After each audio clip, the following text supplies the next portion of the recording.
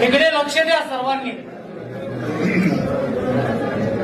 ही पुंडलिकाला दिलेली वीट आहे. विठेवर देव उभे आहे. मुक्तिकेसी नावाची एक दासी होती. तिला आपल्या रूपाचा गर्व झाला होता.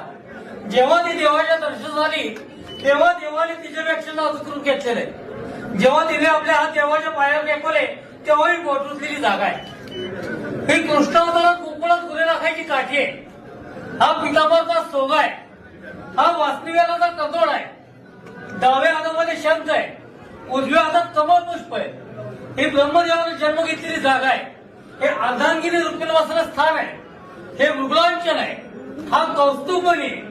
हे मकराकाल कुंडल आहे आणि शिवाकाल मस्तक आहे.